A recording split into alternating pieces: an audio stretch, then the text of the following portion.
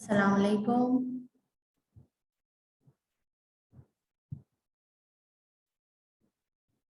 वालेकुम सलाम। कैसे हो बिलाल? ठीक। माजरत, थोड़ी सी देर हो गई आज। Let's start. बिस्मिल्लाहिर्रहमानिर्रहीम। आज हम चैप्टर 6 करने वाले हैं, पेज 145। ओके, अभी तक कोई क्वेश्चंस हैं आपके? आपने अगर कोई रिवीजन किट में किए हो और आपको कहीं पे कोई मुश्किल आ रही हो तो आप पूछ सकते हैं।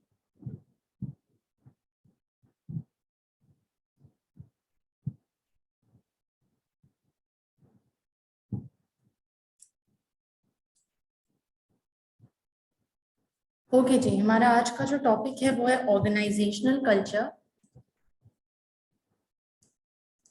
And committees. ऑर्गेनाइजेशनल कल्चर नाम से क्या लग रहा है बिलाल?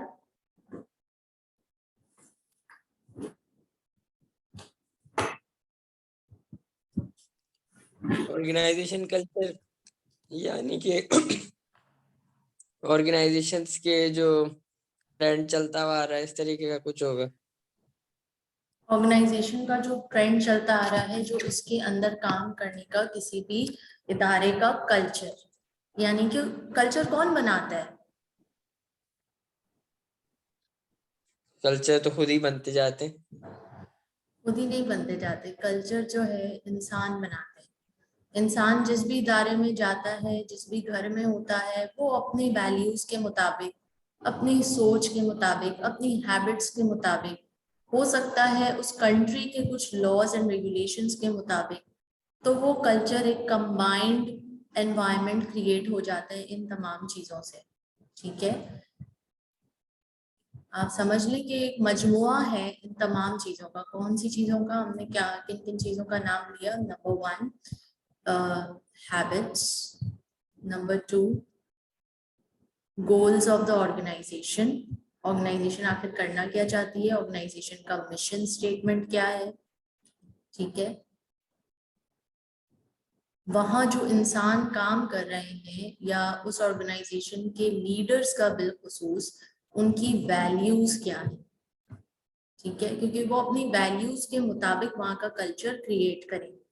अगर तो फर्ज करें, फॉर जस्ट हम एक बेसिक सा ले लेते हैं एग्जांपल कि रिलीजन को ही ले लें। अगर जो लीडर्स हैं वो मुस्लिम्स हैं, तो वो डेफिनेटली नमाज ब्रेक्स देंगे अपने वर्क एनवायरनमेंट में। वो डेफिनेटली रमजान में टाइमिंग शॉर्ट कर लेंगे, वो डेफिनेटली ईद की छुट्टियां देंगे। ठीक है, लेकिन अगर यही लीडर्स क्रिश्चियंस हैं तो उनके यहाँ तो कोई कॉन्सेप्ट नहीं नमाज ब्रेक का। ठीक है, तो वो नहीं देंगे।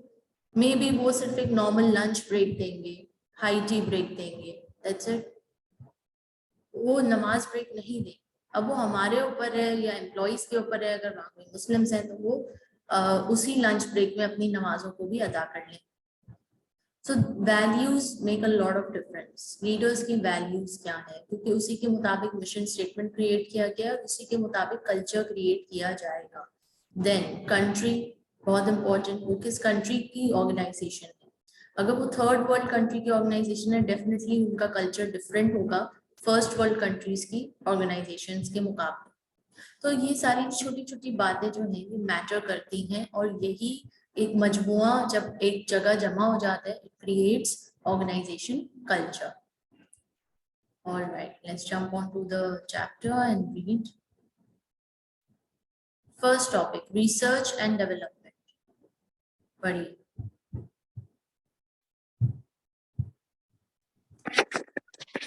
Research may be pure applied or development. It may be intended to improve product or processes.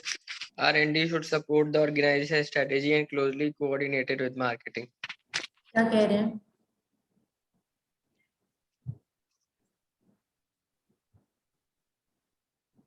ये कह रहे हैं कि जो रिसर्च हो प्योर होनी चाहिए और ये ऐसी होनी चाहिए कि जिससे जो है प्रोडक्ट में जो है इम्प्रूवमेंट आ सके।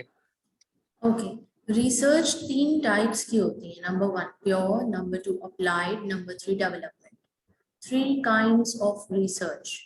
ठीक है, एंड डेफिनेटली रिसर्च होती क्यों है? ताकि प्रोडक्ट्स एंड प्रोसेसेस में इम्प्रूवमेंट लाया जा सके, उसको बेहतर से बेहतर बनाया जा सके। ऑलराइट, तो यहाँ पे हम जरा खोल के देखते हैं कि प्योर रिसर्च किसे कहते हैं. पढ़ें.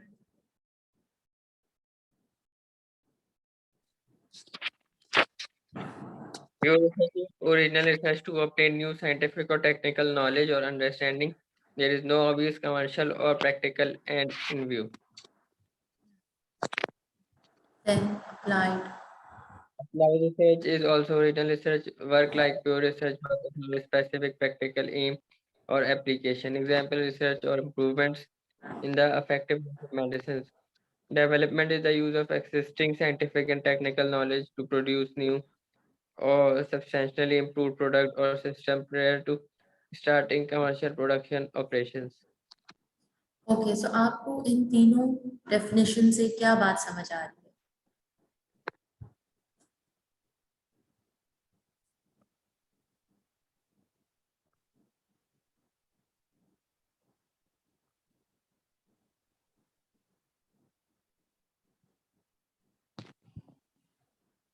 ऑलराइट, व्हेन यू से प्योर रिसर्च में क्या लिखा है?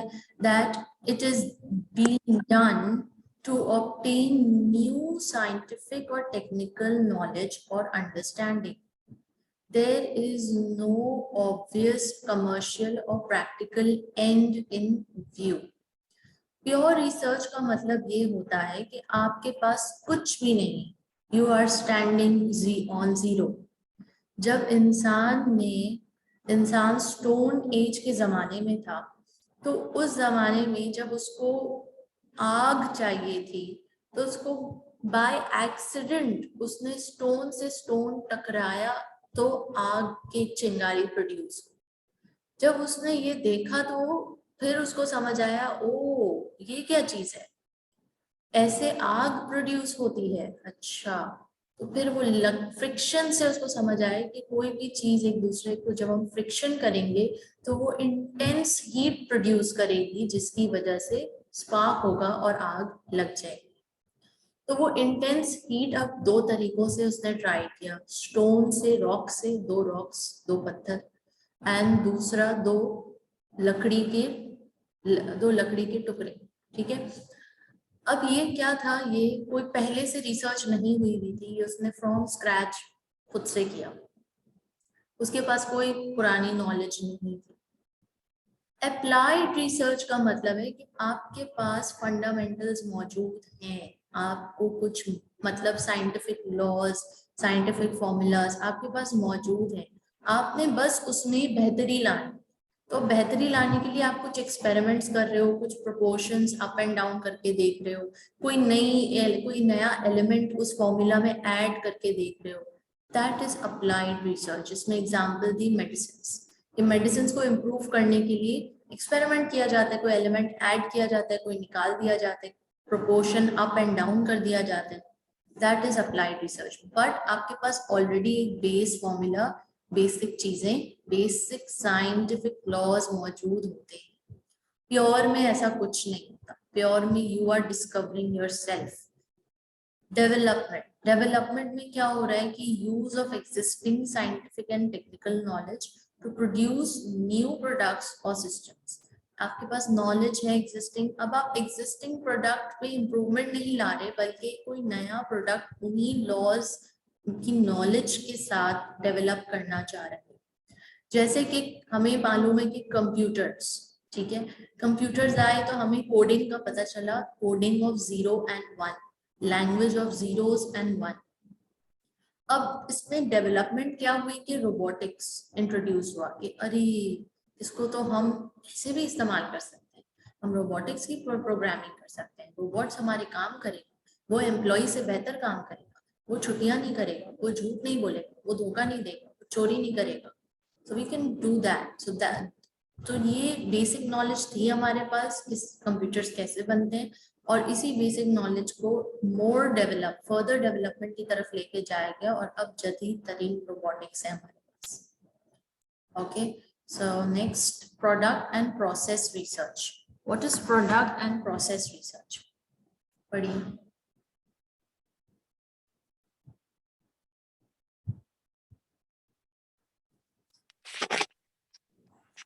Product research is based on creating new products and developing existing ones. In other words, the organization offered to the market. Creating new products, number one, and developing existing ones.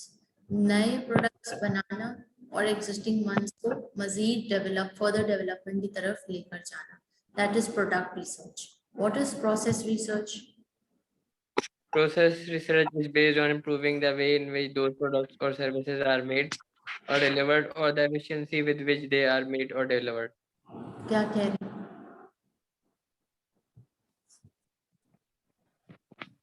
ये कह रहे हैं कि जो इसके अंदर जो इम्प्रूवमेंट लाते हैं, जो प्रोडक्ट और सर्विसेज बनाई गई थी और एफिशिएंसी बेहतर करते हैं. बिल्कुल. प्रोसेसेस में बेहतरी लाते हैं कि भाई एक प्रोसेस है, रास्ता है, ऐसे जाओ ऐसे जाओ ऐसे जाओ, प्रोडक्ट बन जाएगा. तो मैं क्यों ना कोई शॉर्टकट और इस्तेमाल करूं या कुछ नया ट्राई करूं जिसमें मेरा यूज ऑफ मटेरियल कम हो, यूज ऑफ लेबर कम हो. तो हो सकता है अब जब तक एक्सपेरिमेंट नहीं करेंगे तब तक न्यू रास्ते कैसे पता चलेंगे. तो कभी ऐसे करके जाके देखा जा रहा है कि भाई ये रास्ते से बेहतर है कि इस रास्ते से बेहतर है कि इस रास्ते से बेहतर है. तो जब तक एक्सपेरिमेंट नहीं करेंगे तब तक पता नहीं चलेगा, रिजल्ट सामने नहीं आएंगे. नेक्स्ट, प्रोडक्ट रिसर्च हम देख चुके हैं. प्रोसेस रिसर्च में प्रोसेसेस के ऊपर बात हो रही है, प्रोडक्टिविटी के ऊपर बात हो रही है, planning and quality management. Processes यानी तरीके का जो कि अभी हमने देखा कि सीधे रास्ते से जाए, उल्टे रास्ते से जाए. अब ये प्रोसेसेस के तजुर्बात से ही तो ये फास्ट फूड का सिस्टम इजाद हुआ. नहीं तो एक ट्रेडिशनल रेस्टोरेंट कॉन्सेप्ट था जिसमें लोग जाते थे रेस्टोरेंट में, आधा पौना घंटा इंतजार करते थे, फिर खाना आता था. तो फास्ट फूड का जमाना कैसे आया? ये ट्रायल एंड एरर से और एक्सपेरिमेंट करके ही तो आया कि भाई ऐसा भी किया जा सकता है, इसमें बड़ा टाइम लगता है, तो जरा 15 मिनट में जरा मेरा खाना तो तैयार करके दिखाओ. Is it possible? Can we do it? Yes, by the innovation, new technologies, by the machinery, upgraded machineries, it is possible. Productivity is the efficient processes save money and time. Definitely आपका पैसा भी बचता है, वक्त भी बचता है. किससे? Productivity. That increases your productivity. Planning, you plan out, plan करना, अपने गोल्स को डिसाइड करना, टारगेटेड गोल्स बनाना और फिर उसे अचीव करना कि हम कौन सी स्ट्रेटजी फॉलो करके इसको अचीव करेंगे. Then quality management, performed effectively, this leads to enhance quality. अगर हमने सही से परफॉर्म किया तो हमारे पास एक quality process, quality management, quality products, ये सब तैयार होंगे. R&D should be closely coordinated with marketing. Closely coordinated with marketing, definitely, क्योंकि मार्केटिंग डिपार्टमेंट से अगर R&D डिपार्टमेंट दूर होगा, कनेक्टेड नहीं होगा, उनके साथ राब्ता नहीं रखेगा, तो फिर पता है क्या होगा? आप बताओ बिलाल, क्या होगा?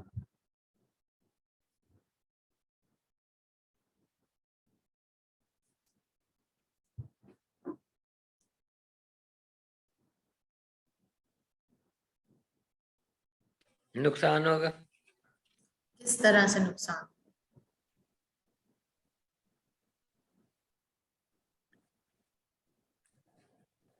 कस्टमर जो है वो जाहिर है उन्हें अच्छी चीज मिलेगी तो जाहिर सी बातें छोड़ देंगे आना. नहीं, आपको एग्जैक्टली स्पेसिफिकली बताना है कि क्या नुकसान. अगर R&D यानी वो लोग जो रिसर्च कर रहे हैं, डेवलपमेंट कर रहे हैं, वो अगर मार्केटिंग डिपार्टमेंट से डिस्कनेक्टेड रहे तो गड़बड़ हो सकती है. या मार्केटिंग डिपार्टमेंट से क्लोजली कोऑर्डिनेटेड रहना इनके लिए बड़ा जरूरी है. क्यों?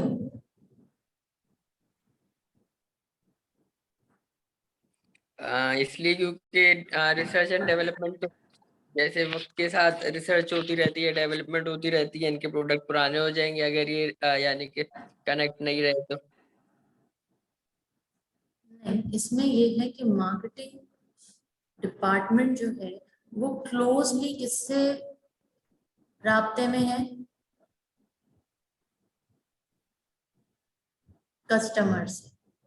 मोर ओवर मार्केटिंग डिपार्टमेंट का काम ही यही होता है कि जरा कस्टमर चाहता क्या है, कस्टमर की डिमांड क्या है, कस्टमर को अभी हमारा करंट प्रोडक्ट यूज करने में कौन से चैलेंजेस आ रहे हैं, कस्टमर की साइकी क्या है, कौन सा कस्टमर हमारा प्रोडक्ट यूज कर रहा है और कौन सा नहीं कर रहा, जो नहीं कर रहा वो क्यों नहीं कर रहा, उसकी साइकी क्या है, उसको हम अपना प्रोडक्ट कैसे मजबूर कर सकते हैं कि वो भी हमारा यूज करे। क्योंकि मार्केटिंग डिपार्टमेंट का तो सारा का सारा फोकस ही इसी बात पे है ना कि हम हमारी कंपनी ने जो प्रोडक्ट बनाया या जो सर्विसेज प्रोवाइड कर रहे हैं वो मैक्सिमम लोग उसको खरीदें ताकि सेल्स बढ़े। यस, यही है, यही ऑब्जेक्टिव है। तो ये ऑब्जेक्टिव को फुलफिल कैसे करते हैं, कस्टमर के ऊपर स्टडी करके कि ये कस्टमर का दिमाग किस तरह चल रहा है, उसकी डिमांड्स क्या है, उसकी साइकिल क्या है, उसके चैलेंजेस क्या है, वो क्या चाह रहा है, वो उसका फीडबैक क्या है, इस्तेमाल करने के बाद उसका फीडबैक क्या है। अब ये जब सारा डेटा इनके पास जमा हुआ है, ये सारा डेटा ये किसको देंगे, किसको बताएंगे, उनको बताएंगे जो प्रोडक्ट्स मैन्युफैक्चर कर रहे हैं, ताकि वो उसमें बेहतरी ला सकें और कस्टमर की डिमांड के मुताबिक उसको बना सकें। ठीक है, तो वो अगर मार्केटिंग डिपार्टमेंट कस्टमर्स का डेटा किसी एक शख्स को, एक डिपार्टमेंट को, मैन्युफैक्चरिंग डिपार्टमेंट को या R&D डिपार्टमेंट को नहीं देगा तो फिर फायदा, बेहतरी कैसे आएगी प्रोडक्ट, राइट? क्योंकि मार्केटिंग वालों का तो काम सिर्फ मार्केटिंग का है, ये तो प्रोड्यूस नहीं कर रहे ना प्रोडक्ट। लेकिन ये जो डेटा कलेक्ट कर रहे हैं या इनकी जो स्टडी है, ये जो रिपोर्ट्स तैयार कर रहे हैं, वो इनको आगे फॉरवर्ड करनी पड़ेगी।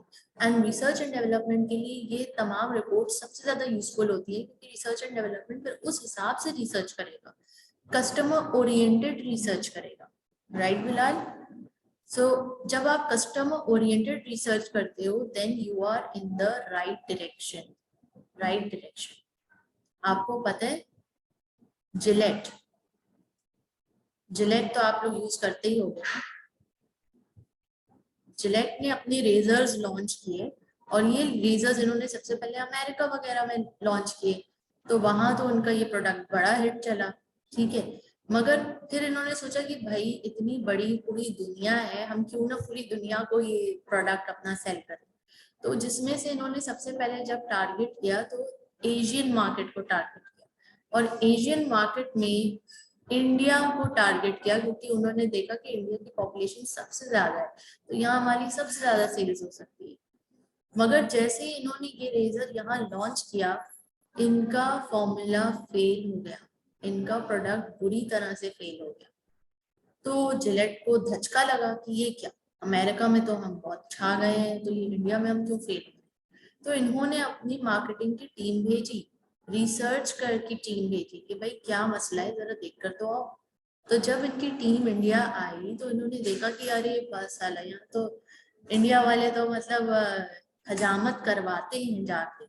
जब वो हजामत करवाते हैं तो जो शख्स ब्लेड यूज करता है वो ये रेजर नहीं खरीदता, इसलिए नहीं खरीदता क्योंकि ये बेकार है उसके लिए।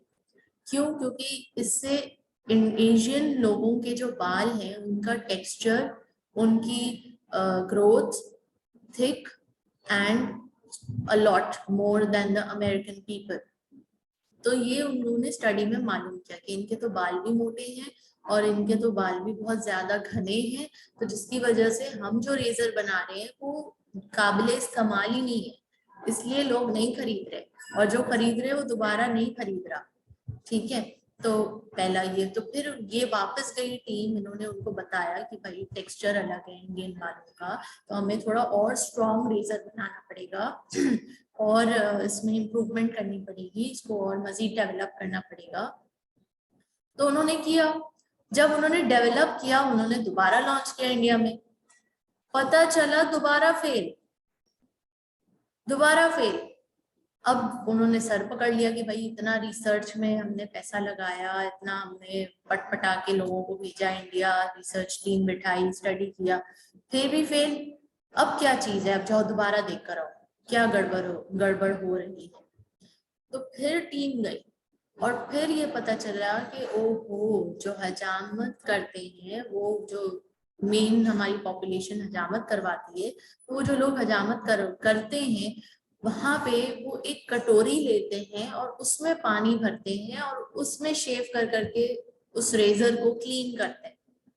क्यों ऐसा क्यों करते हैं? बिकॉज इंडिया में वाटर की शॉर्टेज है। तो जब ये बात उनको पता चली कि अच्छा इंडिया में तो वाटर की शॉर्टेज है, अमेरिका में तो ऐसा कोई सवाल ही नहीं, वहां तो रनिंग वाटर, टैप वाटर बड़ा साफ सुथरा आता है, तो फिर उन्होंने सोचा कि ओहो, ये तभी ये मतलब कोई यूज नहीं कर रहा, क्योंकि उसको हमारे रेजर को क्लीन करना कटोरी के पानी में बड़ा मुश्किल है, हमारा रेजर तो रनिंग वाटर में सही क्लीन होता है।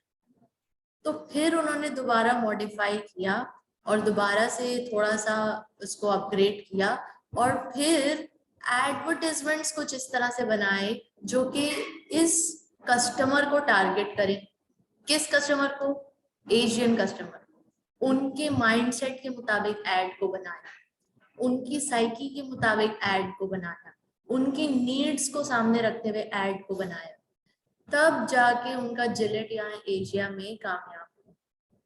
अब आप सोचो, जिलेट कंपनी कोई छोटी कंपनी नहीं है, बड़ी नामी कंपनी। इनके लिए भी कितना अहम है कि ये पहले थरोली स्टडी करें अपने कस्टमर को और फिर जाके प्रोडक्ट पे काम करें, क्योंकि जो जिसके लिए आप बना रहे हो वो टारगेट कस्टमर कौन है। अब आप अगर चाइना चले जाओ तो वहां तो बाल होते ही नहीं है इंसानों में राइट, तो वहां पे शायद वो रेजर आपका चले ही नहीं, क्योंकि किसी को शायद उतनी जरूरत ना हो या उस इंटेंसिटी से वहां पे सेल ना हो। प्लस चाइनीज जो है अपने खुद के प्रोडक्ट्स को ज्यादा प्रमोट करना पसंद करते हैं, प्लस उन वो थोड़े इन्वायरमेंट फ्रेंडली कॉन्शियस भी हैं कि भाई इन्वायरमेंट फ्रेंडली होना चाहिए। जिलेट तो प्लास्टिक से है, सारा प्लास्टिक रेजर्स है, ठीक है, तो वो अपने हिसाब से उनका अलग माइंडसेट है। तो हर खित्ते का अलग माइंडसेट है, वो अपने माइंडसेट के मुताबिक जीते हैं, लाइफस्टाइल गुजारना पसंद करते हैं।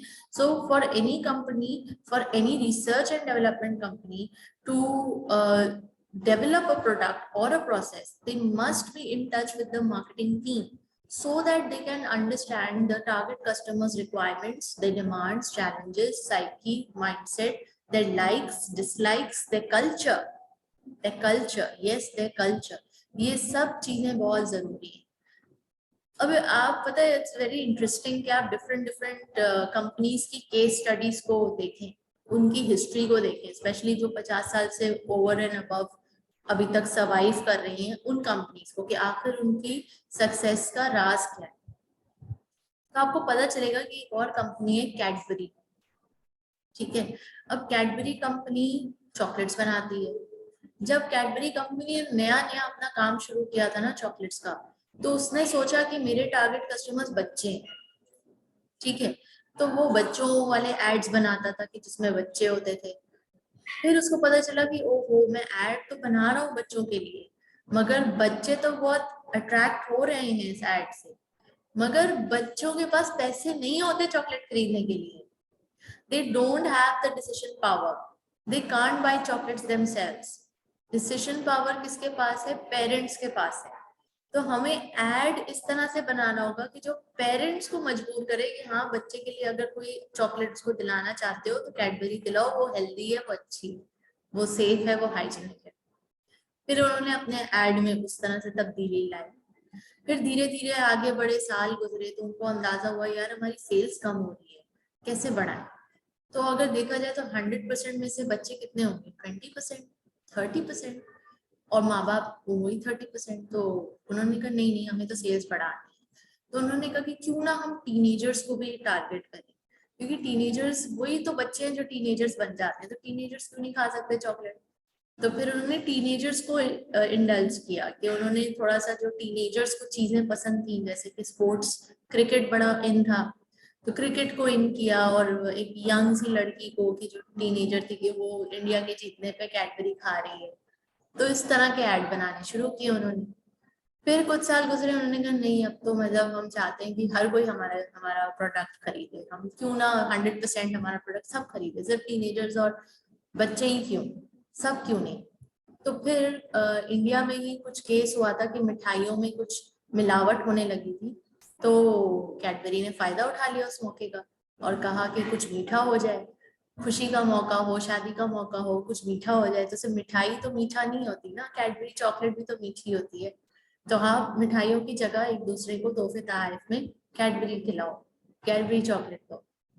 फिर फेस्टिवल्स, इंडिया में फेस्टिवल्स, दिवाली आ गए, होली आ गया, तो कुछ मीठा हो जाए दिवाली में। फिर रक्षाबंधन आ गया, बहन को गिफ्ट करो। तो उन्होंने बकायदा पूरे पूरे कैंपेन्स चलाए इस तरह के। अब आप यहाँ पाकिस्तान में देखो, शान का मसाला कैसे, यहाँ पाकिस्तान का है ना, शान कंपनी पाकिस्तान की है, तो पाकिस्तान के कल्चर को सामने रखते हुए वो यहाँ के ऑडियंसेस को मुतासर करने के लिए यहाँ के माइंडसेट, साइकी और हर चैलेंजेस के मुताबिक एड बनाते हैं। अब पिछले सालों बहुत सारे लोग पाकिस्तान छोड़ छोड़ के जा रहे थे। अब जब वो छोड़ छोड़ के जा रहे थे तो जाहिर है यंग बच्चे, टीनेजर्स जो पढ़ाई के लिए निकल रहे हैं मुल्क से, तो उनको बाहर जाके सबसे ज्यादा अपने घर का खाना मिस करना है। तो उन्होंने ऐड क्या बनाया कि भाई ये तो शान का मसाला, मतलब कोई भी बना सकता है, चाहे तुम बाहर मुल्क में पढ़ने गए हो या तुम उतने कोई प्रोफेशनल कुक नहीं हो, नो वरीज, शान का मसाला लो, उसमें रेसिपी लिखी फॉलो करो, बना लो झटपट और इतना मजेदार, घर का स्वाद। तो they made such emotional ads which will trigger your emotions. Why will it trigger your emotions? Because they have done a thorough study on your mindset, on your culture, on the festivals which you celebrate, on the things which you like, on the things which you do not like. ये सब मैं बातें जो कर रही हूँ, ये आपको यही बता रही हूँ, कल्चर, ये कल्चर है, हर जगह का मुख्तलिफ कल्चर है।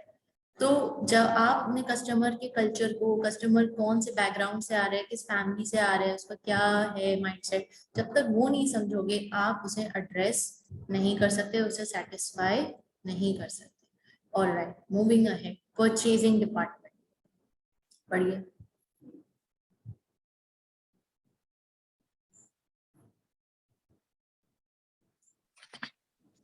Purchasing makes a major contribution to cost and quality management in any business, and in retail is a vital element of strategy.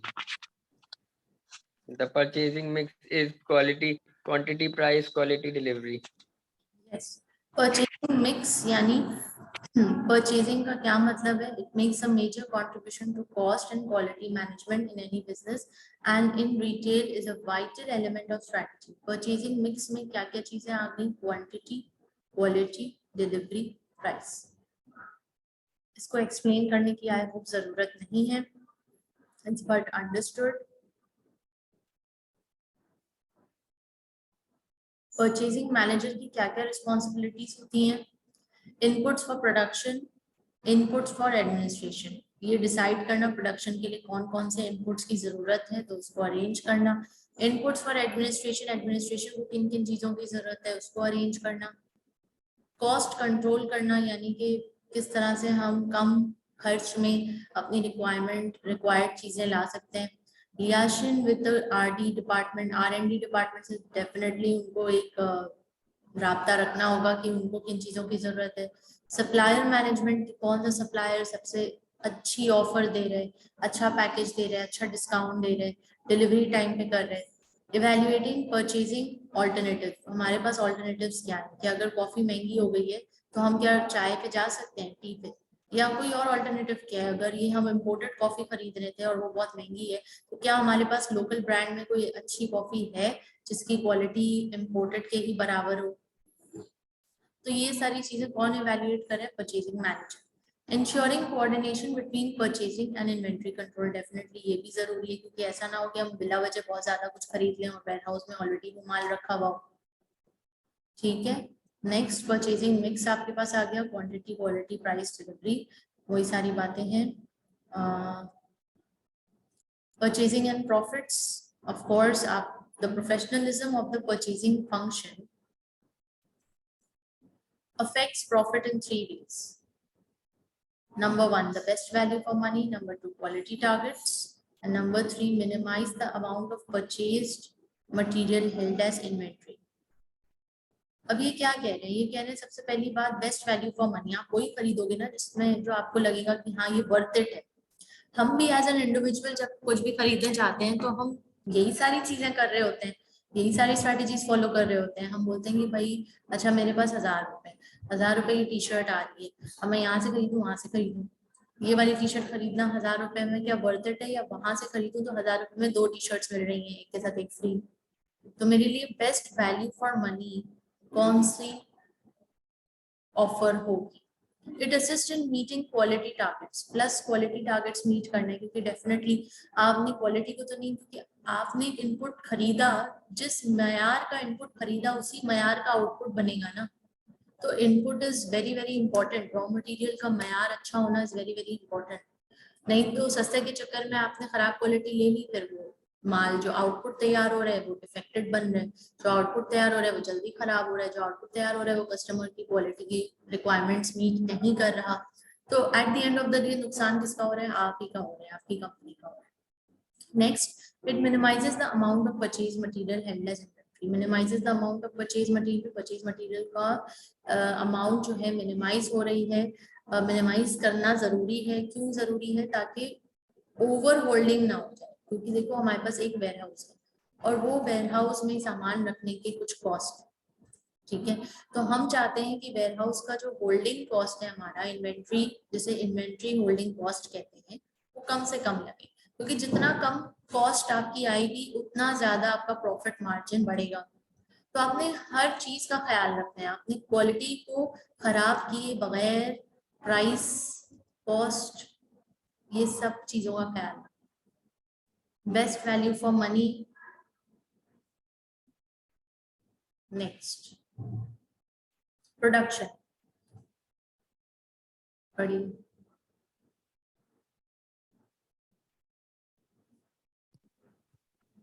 Production functions, plans, organizes, directs, and controls the necessary activities to provide product and services, creating output which have added value or the value of inputs.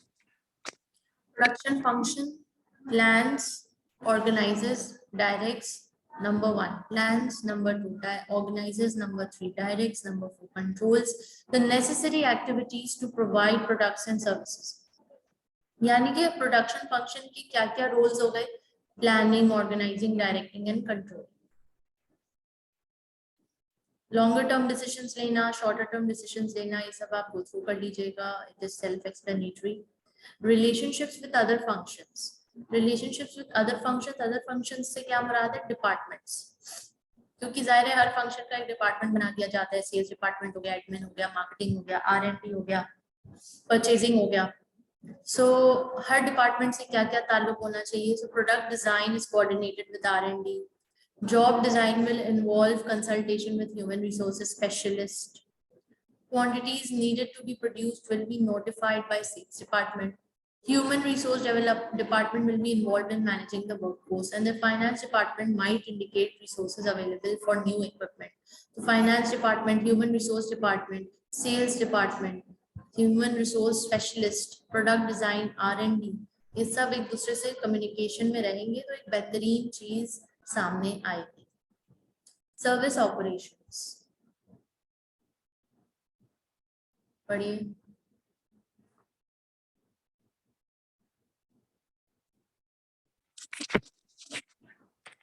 Service and are intangible, cannot be stored, and inherently variable in quantity and nature, and their purchase is no transfer of property. The people or processes involved in providing them are therefore of paramount importance. क्या कह रहे हैं? कह रहे हैं कि services जो है वो इंटेंजिबल होती हैं, स्टोर नहीं की जा सकती, और जो है हर दफा उनकी जो नेचर होती है, क्वालिटी होती है, वो डिफरेंट होती है, और प्रॉपर्टी की तरह ट्रांसफर नहीं हो सकती। Right, so the nature of services यानी कि इंटेंजिबल होते हैं, इनसेपरेबल होता है, वेरिएबल होता है एंड ओनरशिप। इंटेंजिबल जो छुआ ना जा सके, inseparable you can not separate the service देने वाला एंड द सर्विस। अगर मैं आपको टीचिंग की सर्विसेज प्रोवाइड कर रही हूँ तो आप मुझसे और टीचिंग को अलग नहीं कर सकते, मुझे मेरे लेक्चर से अलग नहीं कर सकते। जैसे कि अगर हम ये प्रोडक्ट बना रहे हैं, this is a product, okay, this product is made, I made it and I can sell it to you and you can take it home. it is separable from me, but my lectures are not separable from me because they are services. अगर एक बाबर बाल काट रहा है तो उसका बाल काटना उससे जुदा नहीं किया जा सकता. That is inseparable, and that also means that it is perishable. It has a perishability. Perishability यानी कि मैंने लेक्चर दिया, आपने लिया, खत्म, क्लास खत्म 2 घंटे में, खत्म, ठीक है. But the pen you're taking along with you at home and it is there with you till infinity. So perishability then, अगर बार बार बाल काट रहा है, आपने बाल कटवाए, 10 दिन में फिर उगाए. Excuse me. आपने खाना खाया रेस्टोरेंट में, खाना खा के उठे ही हो कि बस वो आपके पेट में या खत्म, पेरिशेबिलिटी, 2 घंटे में हजम. So that is inseparable and perishability. Next, variability. Variability जरूरी नहीं है कि स्टैंडर्ड ही आपको मिले हर बार. आपको ये पेन दे रहे हैं आज, आप कल आके दूसरा पेन खरीदोगे तो वो भी सेम टू सेम ऐसा ही होगा. परसों तरसों आके सेम यही पेन खरीदोगे तो वो यही होगा, 19-20 का फर्क नहीं होगा. It is standard. सर्विसेज, कल का लेक्चर हो सकता है आपको ज्यादा अच्छा लगा हो, आज का लेक्चर हो सकता है बोरिंग लग रहा हो, फिर आने वाले दिनों का लेक्चर हो सकता है कभी अप एंड डाउन हो सकता है, 19-20 हो सकता है. क्यों? क्योंकि इंसान है, हर दिन वही एनर्जी और हर दिन वही चीज नहीं मिलती. फॉर एग्जाम्पल, अगर हम रेस्टोरेंट में भी जाएं तो एक दिन आपको लगेगा वो वाह क्या जबरदस्त खाना बना है, दूसरे दिन आपको लगेगा नहीं बस ठीक था, आज उतना कोई मजा नहीं आया जितना पहले दफा आया था. इसी तरह आप बार्बर सैलून्स में चले जाओगे तो वहां भी यही होगा. जहां पे भी ह्यूमन इन्वॉल्व है सर्विसेज देने में, वहां 19-20 का फर्क तो आएगा ही आएगा. बिल्कुल स्टैंडर्ड एक जैसा जैसा ये पेन है वैसा नहीं हो सकता. So that is variability. Ownership. Services differ from consumer goods. They do not normally result in the transfer of property. Transfer तो नहीं हो रही ना property कोई. Services है, आपने ली, enjoy किया, उसी वक्त ली और फिर आप चले गए. अच्छा, इनसेपरेबिलिटी एक और भी चीज का नाम है कि जब जिस वक्त ये शख्स सर्विसेज दे रहे हैं उसी वक्त कंज्यूमर कंज्यूम भी कर रहे हैं. ठीक है, ये अगर टीचर है वो पढ़ा रही है तो उसी वक्त स्टूडेंट कंज्यूम भी कर रहे हैं. ये अगर बार्बर है और ये बाल काट रहे हैं तो ये कंज्यूमर उसी वक्त कंज्यूम कर रहे हैं, घर जाके कंज्यूम नहीं कर रहा, उसी वक्त at the same time. At the same time, he is delivering the services, and at the same time, he is consuming the services. Next, तो ये कुछ characteristics थे services के. अब हमारे implications of service provision. Implications of service provision में क्या कह रही है? Poor service quality on one occasion.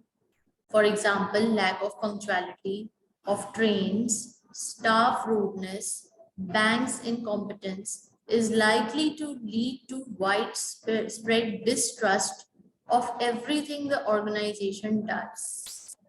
अगर first experience जो है, first experience, आपने पहली दफा किसी बैंक में जाके एक अकाउंट खुलवाया और अब आपको एक हफ्ते से वहां पुअर क्वालिटी ऑफ सर्विसेज मिल रही हैं कि जिसमें बैंक कॉम्पिटेंट नहीं लग रहा है, नया नया खुला है, इनको खुद नहीं पता, ठीक है, और इस तरह से कोई मसले मसाइल आ रहे हैं, तो आप फिर बोलोगे ना बाबा ना, ये बैंक सही नहीं है, ये अभी नया नया खुला है. आप फौरन पहली फुर्सत में जैसे ही अपना अकाउंट बंद करवाना चाहोगे आप करवाओगे और दूसरी जगह खोलोगे, या आप इसमें एक्टिविटी कम कर दोगे. अगर बंद नहीं करवा सकते तो इसमें आप क्या करोगे, एक्टिविटी बंद कर दोगे और किसी दूसरे बैंक में जाके अपनी एक्टिविटी शुरू कर दोगे.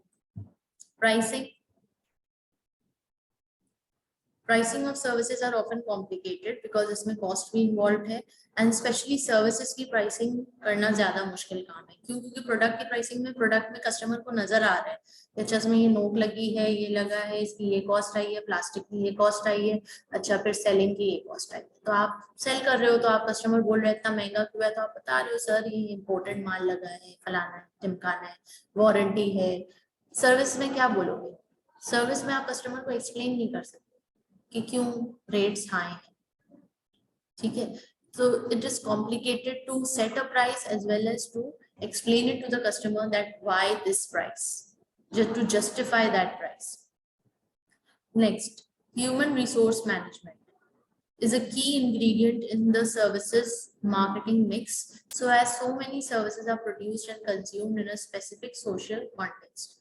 ह्यूमन रिसोर्स मैनेजमेंट यानी वही कस्टमर के साथ डीलिंग, कस्टमर की साइकी समझना, कस्टमर क्या चाह रहे हैं और क्या कस्टमर की रिक्वायरमेंट के मुताबिक उसको डील किया जा रहा है या नहीं। बिलाल, यहाँ तक क्लियर है? क्लियर है? नींद तो नहीं आ रही? नहीं। ठीक है जी। Dimensions of service operations. Dimensions: tangibles, reliability, responsiveness, communication, credibility, security. ये सब आपने खुद से पढ़ना है। ये सब ऐसे टर्म्स हैं जो आपको मालूम है और मुझे उम्मीद है कि आपको ये मालूम है। ठीक है? Competence, courtesy, understanding customers' needs, access, ये सब आप कहीं ना कहीं अपनी गुफ्तगू में डिस्कस कर चुके हैं। Alright. Marketing. The marketing function manages an organization's relationships with its customers. Marketing को भी हम खासा तफसील से डिस्कस कर चुके हैं, सिर्फ हम इसको देख लेंगे कि मॉडल्स ऑफ मार्केटिंग क्या क्या है। Number 1 sales support, marketing communications, operational marketing, strategic marketing. अच्छा, अब ये 4 रोल्स जो हैं ये मार्केटिंग डिपार्टमेंट के। मार्केटिंग डिपार्टमेंट के ये 4 रोल्स कैसे हैं? सेल्स सपोर्ट, यानी जब सेल्स हो गई तो इसको आप कहते हैं after sales support, after sales services. ठीक है? या सेल्स होने के दौरान आपने गाइड किया कंज्यूमर को कि किस तरह प्रोडक्ट को इस्तेमाल करेंगे, किस तरह लेंगे, किस तरह से मैक्सिमम बेनिफिट ले सकते हैं। मार्केटिंग कम्युनिकेशंस, मार्केटिंग कम्युनिकेशंस में यानी कि कम्युनिकेट करना, ब्रोशर्स छपवाना, मैसेज चलाना, पोस्टर्स चलाना। ठीक है? ऑपरेशनल मार्केटिंग, ऑपरेशनल यानी कि जहां पे सेल्स हो रही है वहीं पे आप मार्केट कर रहे हो, आप कंज्यूमर को बता रहे हो, इंट्रोड्यूस कर रहे हो उस प्रोडक्ट को या उसके बेनिफिट्स बता रहे हो। सो दैट इज ऑपरेशनल मार्केटिंग, यानी कि ऑन फील्ड मार्केटिंग जिसे कहते हैं। स्ट्रेटेजिक मार्केटिंग, स्ट्रेटेजीज बनाना, कंज्यूमर को स्टडी करना कि भाई कंज्यूमर या वो particular section of the market, sector of the market किस तरह रिस्पॉन्स करते हैं, उसका क्या कल्चर है और उस वहां पे सेल्स कैसे बढ़ाई जा सकती है। Okay, so all this falls under strategic marketing. Operational marketing activities में रिसर्च एंड एनालिसिस आ गया, contributing to strategy, managing brands, implementing marketing programmes, measuring effectiveness की हमारी मार्केटिंग इफेक्टिव है भी या नहीं। हमने जो 2 महीने पहले कैंपेन चलाई, उस कैंपेन को देखने के नतीजे पे हमारे पास कितने कस्टमर्स आए या नहीं आए। कैडबरी ने जो एड चलाया, क्या उसने अपना डिजायर टारगेट अचीव किया या नहीं किया।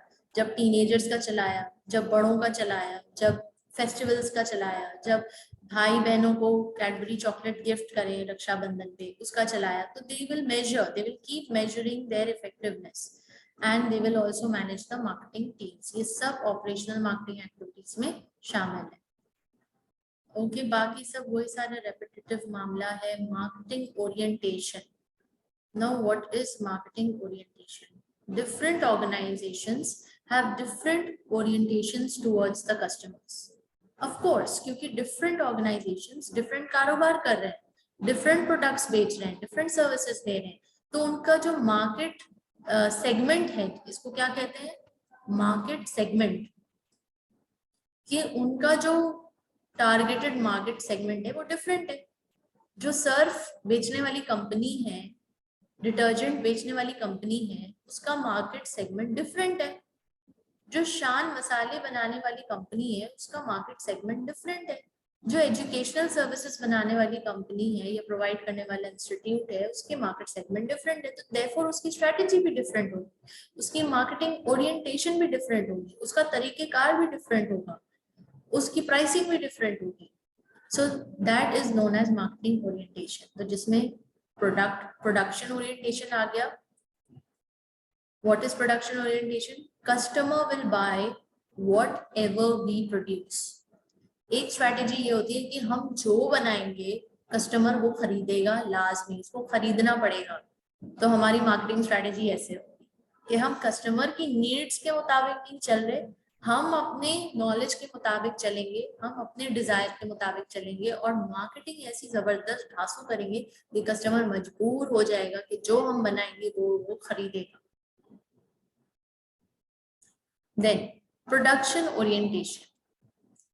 product orientation, a variant of production orientation. Add more features to the product, demand will pick up. आपने एक प्रोडक्ट लॉन्च किया, उसमें फीचर्स ऐड करते जाओ आहिस्ता आहिस्ता, हर 6 महीने हर साल में फीचर्स ऐड करो, डिमांड अपने आप बढ़ेगी। एक ये स्ट्रेटजी है, एक ये थिंकिंग है कंपनीज की। Next, sales orientation. Customers are naturally sales resistant, so the product must be sold actively and aggressively, and customers must be persuaded to buy them. ये अप्रोच कहती है कि भाई कस्टमर खुद आके नहीं खरीदेगा तुम्हारा प्रोडक्ट, क्योंकि उसको कोई इंटरेस्ट नहीं है खरीदने में, तो तुमको जा के बेचना पड़ेगा, दरवाजे पर जा के बोलना पड़ेगा ये खरीदो, ये तुम्हारे फायदे की चीज है, ये खरीदो, ये तुम्हारे फायदे की चीज है। और एक्टिवली और अग्रेसिवली बहुत ज्यादा मार्केटिंग करनी पड़ेगी, बहुत ज्यादा कस्टमर के पीछे पड़ना पड़ेगा। तो एक ये स्ट्रैटेजी है। फिर एक है marketing orientation. The key task of the organization is to determine the needs, wants, and values of a target market and adapt the organization to delivering the desired satisfactions more effectively and efficiently than its competitors. अब यहाँ पे marketing orientation यानी market की study को promote किया जा रहा है, that study your market and then take decisions accordingly, act accordingly, अपने प्रोडक्ट में बेहतरी लाएं उसी मुताबिक। आपको पता है कराची में सबसे ज्यादा नीड कैब सर्विसेज की थी, करीम लॉन्च हो गया, फिर उसी को देखा देखी उबर लॉन्च हो गया, और अब एक तीसरा कोई लॉन्च हुआ है जो मुझे नाम जिसका नहीं याद, बट आप देखो उस तीसरे ने स्ट्रेटेजी क्या की है। करीम और उबर को तो अब काफी टाइम हो गया कराची में, ये अभी नया लॉन्च हुआ, तो इसने क्या स्ट्रेटेजी अपनाई है, इसने ये स्ट्रेटेजी अपनाई है मार्केटिंग ओरिएंटेशन, स्टडी की है मार्केट को। तो इसने जो अपना मार्केटिंग कैंपेन का जो टैग लाइन बनाया है ना, वो ये है कि आपको वेट करना पसंद नहीं है, हमें वेट करवाना पसंद नहीं है, तो 2 मिनट्स में आपके दरवाजे पर गाड़ी होगी, ठीक है। तो ये चीज उन्होंने टैग लाइन बनाई, क्यों? क्योंकि उन्होंने स्टडी किया कि करीम एंड उबर में बड़ा टाइम लग रहा है, कस्टमर्स जो है परेशान हो जाते हैं कि 20-20 मिनट आधा घंटा ऑर्डर किया हुआ गाड़ी अभी रास्ते में ट्रैफिक में फंसी, तो पता नहीं इन्होंने क्या अपना मॉडल किस तरह से इसको एप्लीकेबल किया है, मगर इनका ये दावा है कि 2 मिनट में गाड़ी आपके दरवाजे पे होगी। ना आपको वेट करना पसंद है, ना हमें वेट करवाना पसंद है, so that's their marketing strategy, ठीक है। Next, satisfying customer needs is the marketing mix, ठीक हो गया।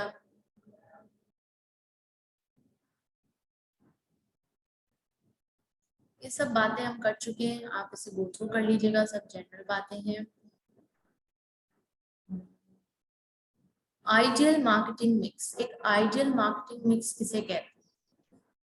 द आइडियल मार्केटिंग मिक्स, पढ़िए जरा।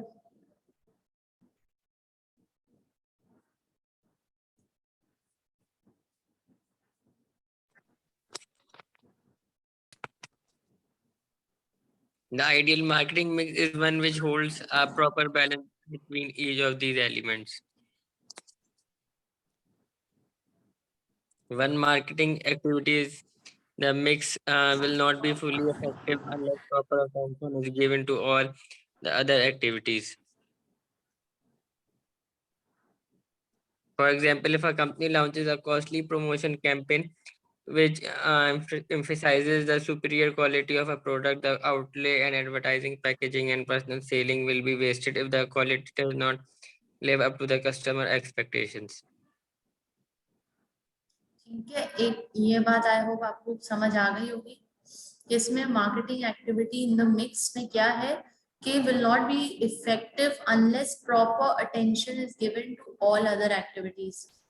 Proper attention is given to all other activities का क्या मतलब है कि डेफिनेटली कि आपके प्रोडक्ट में दम होना चाहिए, प्रोडक्ट में दम होगा तो आपकी मार्केटिंग कैंपेन सक्सेसफुल होगी, नहीं तो मार्केटिंग कैंपेन टेम्पररी बेसिस पे सक्सेसफुल होगी, और जब लोगों को ये पता चल जाएगा कि आपकी क्वालिटी इंतहाई दर्जे की गैर गई गुजरी क्वालिटी है, तो वो आपका प्रोडक्ट खरीदना बंद कर देंगे, और उल्टा नेगेटिव मार्केटिंग हो जाएगी, क्योंकि लोग एक दूसरे को वर्ड ऑफ माउथ से बताएंगे मत खरीदना, बकवास है। Next,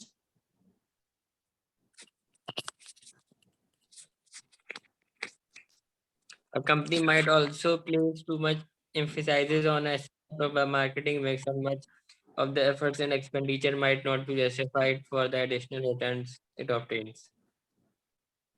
It might, for example, place too much importance on price reductions to earn higher profit when in fact a smaller price reduction and agreed spending on sales promotion or a product design might have more profitable effect.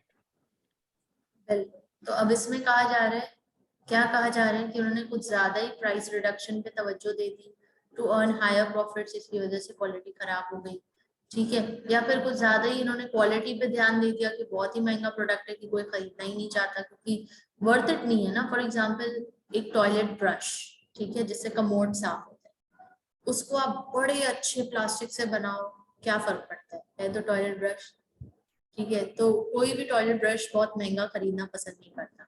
आप अपनी मम्मा से पूछना, कोई भी सस्ता सा लेना पसंद करता है, हाँ 100 रुपए 200 रुपए में आ जाए। तो क्या फायदा कि उसमें आप बड़ा ही क्वालिटी माल लगाओ। तो आपको देखना पड़ेगा कि आप कौन सा प्रोडक्ट बना रहे हो और आपके प्रोडक्ट की वर्थ आपके कंज्यूमर की लाइफ में क्या है, उसकी औकात क्या है कंज्यूमर की लाइफ में, ठीक है। तो उस हिसाब से आप उस पर क्वालिटी माल लगाओगे या नहीं लगाओगे।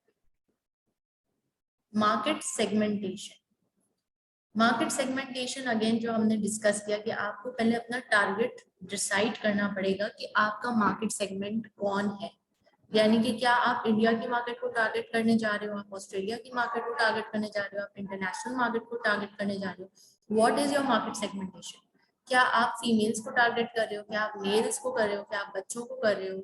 Who is your market segment, what's your market segment, ताकि आप उसके मुताबिक आप प्रोडक्ट भी तैयार करोगे, उसके मुताबिक प्राइसिंग भी करोगे, उसके मुताबिक आप मार्केटिंग कैंपेन्स भी चलाओगे। मास मार्केटिंग यानी आप सबको मार्केट कर रहे हो। occurs when a business decides to ignore market segments। ये तब होता है कि जब एक बिजनेस अपने सेगमेंट को समझ नहीं पाता और इग्नोर करता है इस चीज को और सबको बोल रहा होता है कि ले ले ले ले ले ले, ठीक है। अब ये सबको बोल रहे हैं ले ले, भाई मास मार्केटिंग कर रहा है अच्छी बात है, मगर देखना पड़ेगा तेरा बिजनेस किस चीज का है। मास मार्केटिंग में तो अपनी एनर्जी जाया कर रहे हो या फिर होशियारी दिखा रहे हो। अच्छा, ज्यादातर क्या होता है 90% ऑफ द बिजनेसेस में मास मार्केटिंग नहीं चलती, फेल हो जाती है। You have to target your market segment, नहीं चलती मास मार्केटिंग, टारगेटेड मार्केटिंग ही चलती है ज्यादातर। मगर कुछ हो सकते हैं, कुछ बिजनेसेस होते हैं जो मास मार्केट को टारगेट करते हैं, जैसे कि कुछ गेम शोज वगैरह होते हैं, they target the mass market. Then in differentiated marketing, differentiated marketing किस भला का नाम है।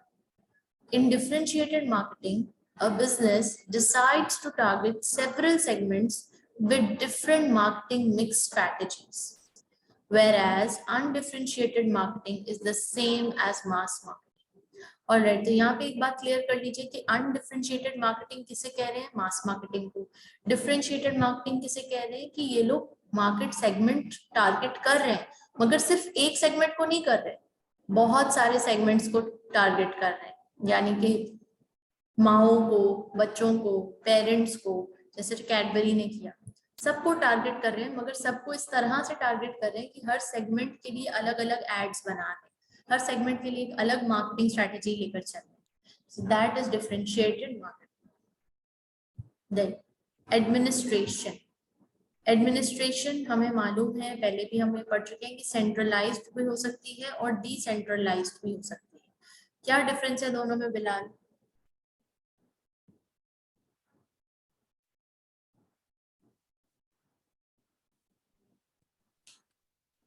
सेंट्रलाइज्ड और यानी सेंट्रलाइज्ड जिसमें सारे कंट्रोल हेड ऑफिस के पास हो, और डिसेंट्रलाइज यानी कि वो बांट देते हैं, राइट, जो वो रूल। आप अथॉरिटी कुछ चीजों में बांट देते हैं डिफरेंट डिफरेंट हेड ऑफिसेस में, या डिफरेंट डिफरेंट डिपार्टमेंट्स को कुछ अथॉरिटीज दे देते हैं, ठीक है। तो एडवांटेजेस एंड डिसएडवांटेजेस ये आपने खुद से देखना है। फाइनेंस का क्या फंक्शन है, फाइनेंस का फंक्शन है रेजिंग मनी, पैसे इकट्ठे करना, recording and controlling of whatever happens to the money, providing information to the managers to help them make decisions, reporting to stakeholders कि क्या हुआ उनके पैसे के साथ, टैक्स अथॉरिटीज, ये सब फाइनेंस डिपार्टमेंट का function. Raising money, sources of finance. Finance कहाँ से रेज किया जा सकता है, कंपनी कहाँ से पैसे ले सकती है। अब इसकी हम बेसिक सी मिसाल पहले समझते हैं कि भाई बिलाल, आपको एक बिजनेस शुरू करना है, ठीक है, आपको एक दुकान लगानी है या आपको एक छोटा सा कारोबार शुरू करना है, आपको चाहिए ना पैसे, यस और नो?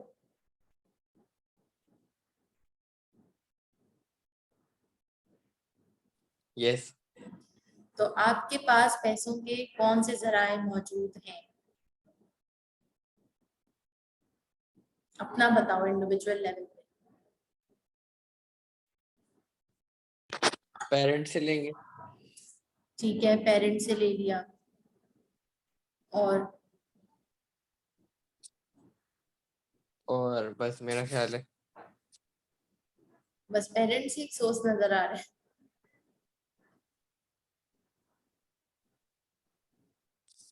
और या तो कोई चीज बेच के ले लेंगे पैसे। ऑलराइट, आपने कोई अपना एसेट बेच लिया, एसेट सेल करके ले लिया, ठीक है।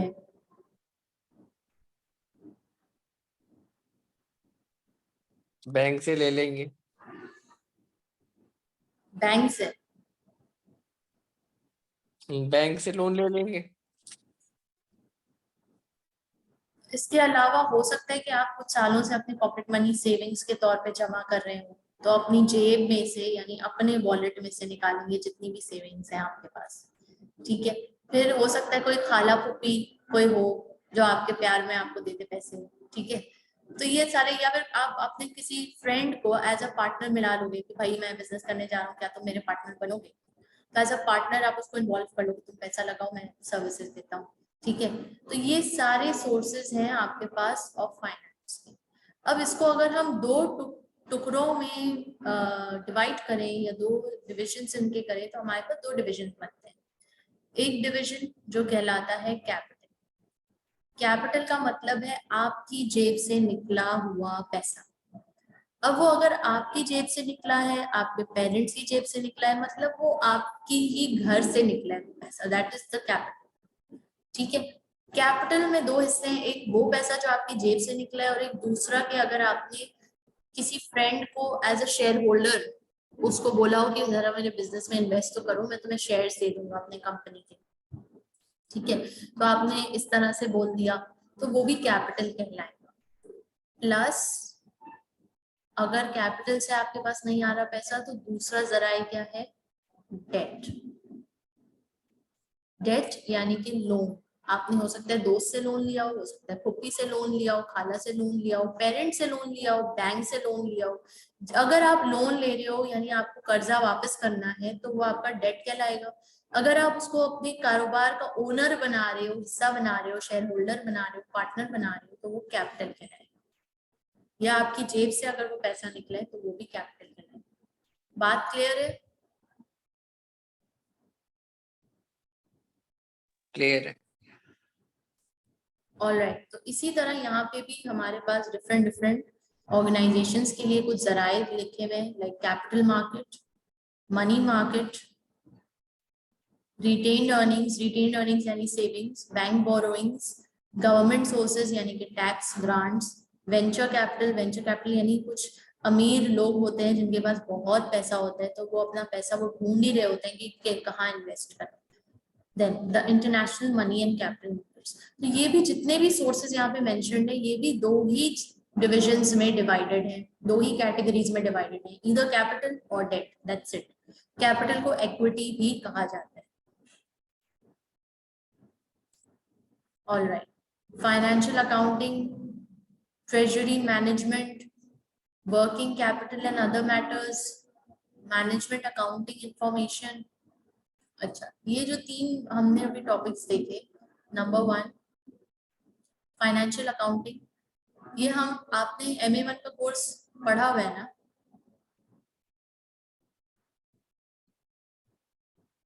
पढ़ा हुआ है। पढ़ा हुआ है, और आपने F2 भी मुझसे पढ़ा हुआ है ना?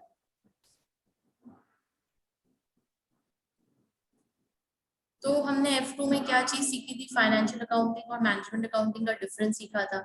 वही चीज फाइनेंशियल अकाउंटिंग की यहाँ पे पैराग्राफ में given. Then treasury management, treasury management में क्या क्या चीजें आ जाती हैं? ट्रेजरी मतलब पैसा, पैसे की मैनेजमेंट, प्लान करना, कंट्रोल करना, देखना कहाँ जाना है, कहाँ से आ रहा है, कहाँ को जा रहा है, जिसमें cash budgeting, bank overdraft facility, repaying, cash flows, cashier duties, foreign currency dealings, ये सब आ जाते हैं। वर्किंग कैपिटल वो पैसा कि जिससे आप अभी कारोबार चला रहे हो या कर रहे हो, ट्रेडिंग कर रहे हो, जिसमें रिसीवेबल्स आ गए, पेबल्स आ गए, इन्वेंट्री आ गई।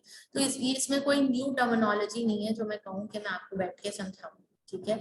मैनेजमेंट अकाउंटिंग इन्फॉर्मेशन किसे कहते हैं? मैनेजमेंट अकाउंटिंग इन्फॉर्मेशन हम F2 में बहुत अच्छे से समझ चुके हैं। It's all about planning, decision making and control, and ये सारा चीज इसमें इन्वॉल्व होती है। आगे बढ़ते हैं। कोऑर्डिनेशन विद अदर डिपार्टमेंट्स के साथ कोऑर्डिनेशन, यानी हर डिपार्टमेंट दूसरे डिपार्टमेंट के साथ वेल कोऑर्डिनेटेड होना चाहिए, जैसे कि payables ledger section, receivables ledger section, financial accounting, debt collection staff, ये सब आपस में एक दूसरे को जब तक बताएंगे नहीं कि क्या स्टेटस है, क्या अपडेट है, तब तक लोगों को कैसे एक दूसरे को पता चलेगा, अंडरस्टैंडिंग कैसे डेवलप होगी कि हमारी कंपनी किस डगर पे जा रही है, ऊपर जा रही है, नीचे जा रही है, हालात अभी इस वक्त खराब चल रहे हैं, टाइट चल रहे हैं, हमें किस तरह से कंपनी को चलाना है। Next, finance department and strategic planning. Of course जहाँ फाइनेंस इन्वॉल्व होता है वहाँ स्ट्रेटेजिक प्लानिंग जरूरी होती है। स्ट्रेटेजिक प्लानिंग कौन करता है? स्ट्रेटेजिक एपेक्स, जो लीडर्स होते हैं। ह्यूमन रिसोर्स मैनेजमेंट, लेबर को कैसे चलाना है, एम्प्लॉइज को कैसे चलाना है, हायरिंग कैसे होगी, स्टाफिंग लेवल्स क्या होने चाहिए, मोटिवेटेड कैसे रखें एम्प्लॉय को, एम्प्लॉय रिलेशनशिप कैसे होने चाहिए, एम्प्लॉय सर्विसेज क्या होने चाहिए, एम्प्लॉय को बोनस देना है नहीं देना है, सैलरी देनी है नहीं देनी है, ओवर टाइम काम करवाना है नहीं करवाना है। तो ये सारी चीजें HRM में आ जाती हैं, and you have to read through it, okay. ये सब रीड आप कर लेना। 4 मेन ऑब्जेक्टिव्स ऑफ HRM जो हमने बातें कही वो सब इसमें शामिल है। Why is HRM important? Important क्यों है? क्योंकि देखो एक एम्प्लॉइज का एक हुजूम है पूरी कंपनी में, 200 एम्प्लॉइज काम कर रहे हैं, तो definitely we need a separate HR department के जो एम्प्लॉइज के इश्यूज को एड्रेस करे, एम्प्लॉइज को टाइमली इन्फॉर्म करे, एम्प्लॉइज के टाइमिंग्स का रिकॉर्ड रखे, एम्प्लॉइज के सैलरी का रिकॉर्ड रखे, एम्प्लॉइज की छुट्टियों का रिकॉर्ड रखे, नजर रखे कि एम्प्लॉय कैसा काम कर रहे हैं, उसकी परफॉर्मेंस कैसी है। फिर अगर कोई छोड़ के जा रहे हैं तो उसकी हायरिंग दोबारा नए नए प्रोसीजर से कि हायर कैसे करें दोबारा एम्प्लॉय को, क्योंकि काम तो नहीं रुक सकता ना, कारोबार तो नहीं रुक सकता, तो एम्प्लॉइज यकीनन छोड़ के तो जाते हैं, ऐसा तो होता है। So HRM is important to increase productivity, to enhance group learning, to reduce staff turnover, to encourage initiative. Okay जी, फिर उसके बाद क्या है? HR का प्लान क्या होता है? रिक्रूटमेंट, हायर करना, रिटेंशन, एम्प्लॉय रहे, जिसको हायर करें तो वो रहे, काम करे, कम से कम 5 साल तो रहे ना। डाउन साइजिंग, अगर जरूरत पड़ गई है, लॉकडाउन आ गया है, कोविड आ गया है, तो क्या हमें नंबर ऑफ स्टाफ रिड्यूस करने की जरूरत है या नहीं? कहीं ऐसा तो नहीं कि हमने ओवर स्टाफिंग की हुई है कि जिसकी वजह से रिड्यूस करना हो स्टाफ को। Training and retraining to enhance the skills base. So ये सारी चीजें शामिल है। Then what is culture? Spheres of culture. Spheres of culture यानी कल्चर क्या है, कल्चर की क्या क्या चीजें हैं, तो वो आपके सामने। Culture is collective programming of the mind which distinguishes the members of one category of people from another. वही डेफिनेशन है जो हम अभी समझते आ रहे हैं कल्चर कहते किसे, ठीक है। Elements of culture, number 1 observable behavior, number 2 underlying values and beliefs, number 3 hidden assumptions। इसके ऊपर भी हमने खासा डिस्कशन किया कि ये सब का मजमुआ ही कल्चर कहलाता है। बिहेवियर, आर्टिफैक्ट्स, एटीट्यूड्स, ये सब ऑब्जर्वेबल है। द सेकेंड लेवल जो है बिलीव्स, वैल्यूज, ये इजिली ऑब्जर्वेबल नहीं है, मगर जब आप काम करते हो तो आपको पता चलता है कि किसी भी इदारे की, किसी भी इंसान की वैल्यूज क्या। थर्ड लेवल अजम्पशंस, कि कभी कभार कल्चर में कुछ चीजें आ जाती हैं अजम्पशंस की बेस पे, ना उसके पीछे कोई वैल्यू होती है, ना कोई हैबिट होती है, ना कोई ठोस वजह होती है, मगर वो कल्चर बन जाते हैं अनजाने में। So you can see this behavior is visible. Professed culture, that is the values, is not that visible, but you can, once you start working, you will get to know. And assumptions तो बिल्कुल ही आपको पता भी नहीं चलता कब किसने क्या assume कर लिया। अच्छा, organizational culture, organisation culture is the way we do things around here. हम काम जैसे भी करते हैं उसको क्या कहते हैं? Organisational culture. कोई सारी बातें आ रही हैं रिपीटेटिव, कोई नई कहानी नहीं है। What shapes organisation culture? उसका फाउंडर, उसकी history, leadership and management style. ठीक है जी।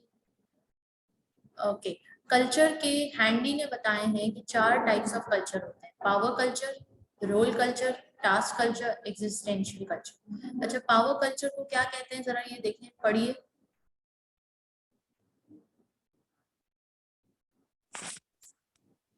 Power culture is shaped by one individual. इसे जियस कहते हैं। ये सारे ग्रीक गॉड्स के नाम है। किसके नाम है? Greek gods. ग्रीक मिथोलॉजी में ग्रीक गॉड्स के नामों के ऊपर, यानी कि उनके कैरेक्टरिस्टिक के ऊपर ये कल्चर बताया गया। जियस जो सबसे बड़ा खुदा होता है, यानी पावर कल्चर उस ऑर्गेनाइजेशन में चलता है कि वो एक बंदा, ही इज द बॉस। वो जो बोलेगा, जैसा बोलेगा, पूरी ऑर्गेनाइजेशन के एम्प्लॉइज उसके इशारे पे नाचेंगे। ठीक है, तो that is power culture. Role culture, Apollo. Apollo bureaucratic culture है। क्यों? यहाँ पे रैशनैलिटी, रूल्स, प्रोसीजर्स, यानी कि जैसे गवर्नमेंट इदारे होते हैं, उनका कुछ ब्यूरोक्रेटिक कल्चर होता है, रूल्स होते हैं, और वो उसी के रूल्स के मुताबिक चलते हैं। Task culture, एथीना, is shaped by a focus on outputs and results। यानी कि हमें आउटपुट चाहिए, हमने बता दिया अपने बच्चों को आउटपुट चाहिए 90% मार्क्स, तो उसके मुताबिक टास्क दिए जा रहे हैं। उस टारगेट को अचीव करने के लिए टेस्ट्स हो रहे हैं, उस टारगेट को अचीव करने के लिए लेक्चर्स हो रहे हैं, उस टारगेट को अचीव करने के लिए मॉक्स हो रहे हैं। तो that is task culture, Athena. Existential और पर्सन कल्चर विच इज डियोनिसिस या डायोनिसिस। ठीक है, is shaped by interest of individual। जो इंडिविजुअल्स का इंटरेस्ट है, यानी कि एम्प्लॉइज का जो इंटरेस्ट है उसके मुताबिक चल रहा होगा, कभी कस्टमर्स का जो इंटरेस्ट है उसके मुताबिक चल रहा होगा, दैट इज एग्जिस्टेंशियल। तो 4 कल्चरल टाइप्स कौन से हैं बिलाल? जरा बोलिए, रिपीट कीजिए। नंबर 1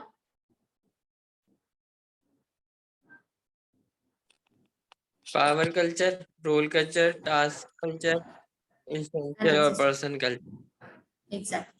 पावर कल्चर मतलब Zeus, role culture Apollo, task culture Athena, existential culture Dionysus. ठीक है। अच्छा, ये नाम ग्रीक गॉड्स के याद रखना जरूरी है क्योंकि ये टेस्ट हो सकते हैं। ठीक है, सो डोंट फॉरगेट। अच्छा जी, पावर कल्चर की फिर डिटेल्स गिवन है, रोल कल्चर की डिटेल्स गिवन है, ये सब आप पढ़ लीजिएगा for a better understanding. Impact of national culture, definitely national यानी कंट्री का कल्चर, तो ये तो इम्पैक्ट करता ही है। So one model of these effects is the Hofstede model which describes 4 dimensions on which cultures differ. Point to be noted Bilal, इसको भी आपको याद रखना होगा कि ये किसका इंट्रोड्यूस किया हुआ मॉडल है? हॉफस्टीड का।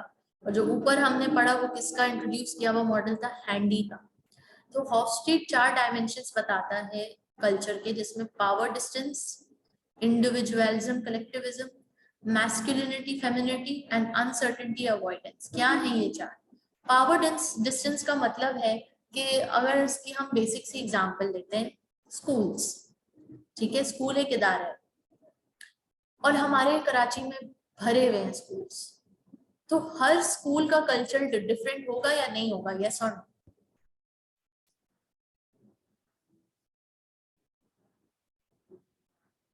कल्चर डिफरेंट होगा। डिफरेंट होगा, क्यों नहीं होगा? डेफिनेटली होगा। जब लीडरशिप डिफरेंट है, एडमिनिस्ट्रेशन डिफरेंट है, वैल्यूज डिफरेंट है, क्योंकि हर कम्युनिटी का अपना स्कूल है। ठीक है, तो डेफिनेटली डिफरेंट होगा। तो अब स्कूल्स में अगर मैं बस स्कूल की एग्जांपल लेके ये चारों चीजें समझाऊंगी आपको कि पावर डिस्टेंस का मतलब है टीचर और स्टूडेंट में कितना डिस्टेंस और पावर का रिलेशनशिप है। देखो, टीचर के पास पावर है, यस और नो? अब उसकी मर्जी के वो स्टूडेंट के साथ अपना रिलेशनशिप कैसे रखना चाहती है। क्या वो मतलब एक ऐसा रिलेशनशिप रखना चाहते हैं जी जिसमें स्टूडेंट्स इजीली एक्सेस कर सके टीचर्स को, वो टीचर से डरते ना हो, टीचर से खुल के बात कर सकें, टीचर्स को अगर कंप्लेन भी करनी है तो खुल के कर सकें, कोई बात भी हो खुल के कर सकें। एक तो ये हो गया।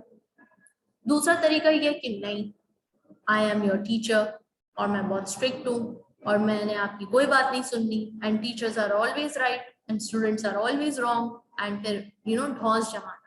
सो दैट इज पावर डिस्टेंस। तो एक कल्चर पावर डिस्टेंस का है कि भाई जिसके पास जितनी पावर है वो फिर वो तय करता है कि भाई मैं कितना डिस्टेंस बरकरार रखूंगा अपने एम्प्लॉई के साथ, अपने सबऑर्डिनेट के साथ, अपने कस्टमर के साथ, अपने स्टूडेंट के साथ। तो ये स्कूल का मामला हो गया। अगर आप कंपनीज में जाएं तो बॉस होता है, बॉस के अंडर एम्प्लॉइज होते हैं। तो पावर डिस्टेंस यही बताता है कि बॉस ने डिस्टेंस रखा हुआ है या बॉस बिल्कुल सबके साथ एज अ टीम काम कर रहा है। बॉस ये फील नहीं होने दे रहा कि मैं बॉस हूँ। तो ये कल्चर कौन डिसाइड करता है? जो बॉस होता है, जो टीचर होता है, जिसके पास पावर होती है। Then individualism, collectivism. इस ऑर्गेनाइजेशन में क्या सब मैं कर रहे हैं या सब हम कर रहे हैं? मैं से मुराद है कि भाई मेरी प्रमोशन हो जाए, मैंने काम टाइम पे किया, मैं बिल्कुल सही हूँ। बॉस की चमचागिरी करना, बॉस को दिखाना, देखिए सर मेरा काम बिल्कुल परफेक्ट है, मैंने तो टाइम पे किया, उस शख्स ने देर कर दी, उसकी वजह से देर हो गई। या फिर कलेक्टिविज्म का स्पिरिट है।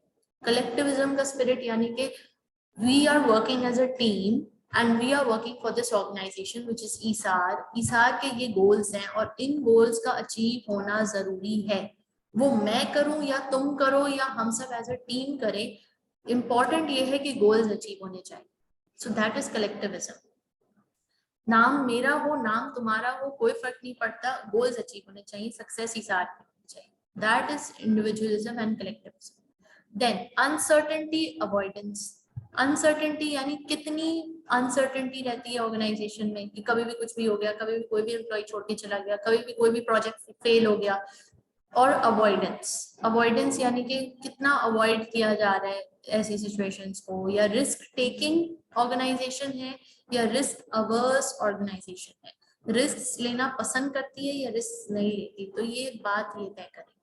मैस्कुलिनिटी, फेमिनिटी, भाई कल्चर क्या है? यहाँ पे सब मेल हजरात काम कर रहे हैं, फीमेल्स काम कर रही हैं, ठीक है? ये काम सिर्फ मेल्स ही करते हैं या यहाँ पे मिक्स है? डिफरेंट ऑर्गेनाइजेशन है ना, सिर्फ एक डोमेन में मत सोचो। स्कूल्स में सिर्फ मेल्स काम कर रहे हैं, सिर्फ फीमेल टीचर्स काम कर रही हैं। Take it to a bigger level. Mine industries, mining industry, nuclear factories जहाँ पे न्यूक्लियर वेपन्स की एक्सपेरिमेंटेशन हो रही है, साइंटिफिक काम हो रहा है, तो वहां पे क्या मेल कल्चर है या फीमेल कल्चर है? डोमिनेंस किसकी है?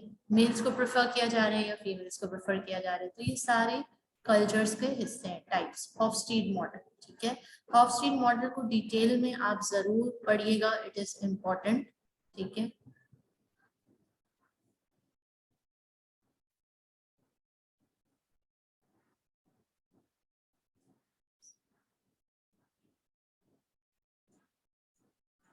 देन कमिटीज, प्लीज पढ़ें कमिटीज क्या होती है।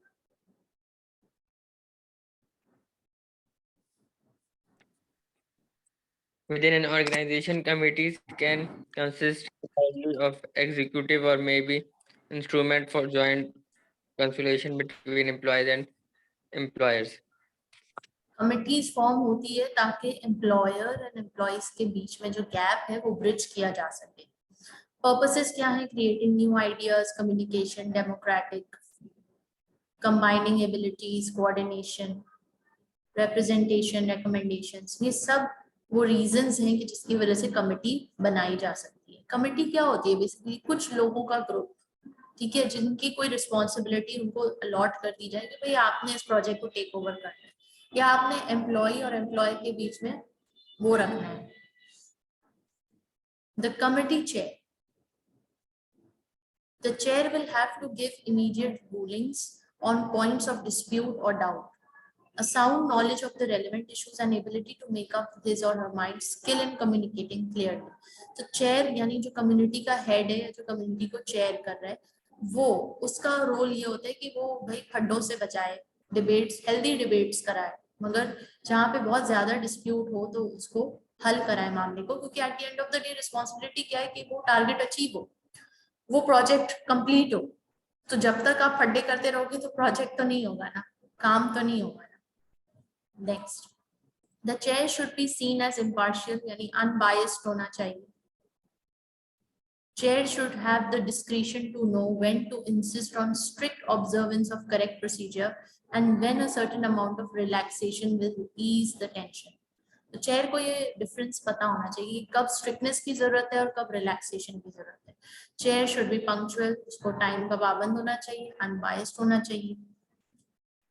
Now, committee secretary की क्या ड्यूटीज है? Fixing the date and time of the meeting, choosing and preparing the location of the meeting, preparing and issuing various documents. Duties at the meeting, assisting the chair, making notes. Duties after the meeting, preparing minutes, acting on and communicating decisions. Types of committee. कितने types of committees होते हैं? Executive committee, standing committee, ad hoc committee, sub committee, joint committee, management committee. इन सब की definition आपको बखूबी पता होनी चाहिए. एग्जीक्यूटिव कमेटी कौन होती है? They have the power to govern और एडमिनिस्टर. ठीक है, इनके पास अथॉरिटी होती है कि ये गवर्न करते हैं, एडमिनिस्टर करते हैं. Board of directors of a limited company is itself a committee appointed by shareholders to extent that it governs and administers. किसको गवर्न करना है? कंपनी को गवर्न.